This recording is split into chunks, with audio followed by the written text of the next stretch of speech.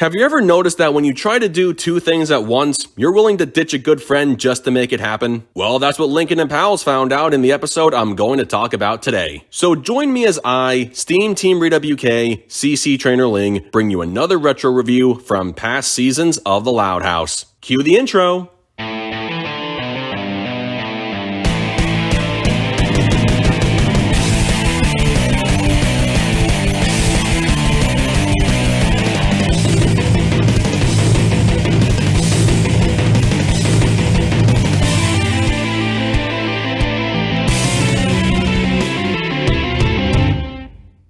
Today's episode is Pasture Bedtime. In this episode, Lincoln and Pals try to have fun at Liam's farm when they're invited for a sleepover, but they also want to go to Girl Jordan's pool party on the same night. This was another example of a story trying to make the lead characters look like the bad guys who deserve to be punished. To an extent, I agree, but at the same time, I also don't agree. Even though Lincoln and Pals admit they should have never ditched Liam to go to the pool party, with Zach saying they got what they had coming to them, it's what happens at the party that doesn't truly warrant a major case of we got what we deserved. I mean, I can understand why they'd feel that way because their classmates were sending them videos from the party and they wanted to be there too. They had already committed to going to Liam's and then backstabbed him while he was asleep by going to the party they promised they wouldn't go to at all. They believe they could have avoided all those humiliating incidents had they stayed on the farm, and honestly, they're not really wrong. However, given how Rusty wasn't paying attention to the hot sauce and Zach using those spray bottles, I don't believe them going to Girl Jordan's party with or without Liam's blessing was going to change the end result of what happened to them, or at the very least maybe only two of them. So even if they divided their time between the farm and the party with Liam saying it was okay to leave, there still would have been a good chance of Lincoln and Clyde losing their clothes and Zach and Rusty messing up the way they look. So with all things considered, they would have been humiliated in front of their classmates no matter what, so them being made to look foolish for backstabbing their friend is not really as deserved as the story tries to make you think. Now this brings me to Liam, objectively the best character of the episode. I know people have tried to frame him as the bad guy, but he's really not. I understand it looked as though he was guilting his friends into not dividing their time between the farm and Girl Jordan's party at the beginning, and how he was getting pool party videos like everyone else and didn't say anything. However, he had already planned his first sleepover long before anyone mentioned anything about an upcoming party, and he figured everyone was having more fun with him, which clearly they were, and they even said so. Plus, he wasn't the one devising a plan to wear anyone out so they could fall asleep and then blow them off by going to Girl Jordan's. He was more of a committed friend than anyone. He definitely wasn't stupid because he could see right through his friends when they tried to lie about being at the party, and he had video evidence to prove they were lying. When you think about it, even if the guys had come back to the farm without anything embarrassing happening to them, there was still a likely possibility of them being caught on camera and Liam exposing them as backstabbers. As I mentioned at the beginning, especially in the case of video recordings, I can sort of see why the episode made Lincoln and Pals look antagonistic. Still, they apologized for their actions and Liam wasn't going to hold a grudge. He was willing to forgive his friends, and I can respect that. The one other thing I should mention is how this episode wasted a lot of potential in Girl Jordan. It was her pool party, and she was barely seen until the very end when Lincoln and Pals were on their way out. This would have been a good opportunity to give her some development so she could be more than just some random background character, but for the episode we got, I can't really complain about anything she does, so that's a positive. Overall, this episode may be similar to something like Pipe Dreams where the main characters are written like the bad guys, but I will say this episode handles that concept a lot better.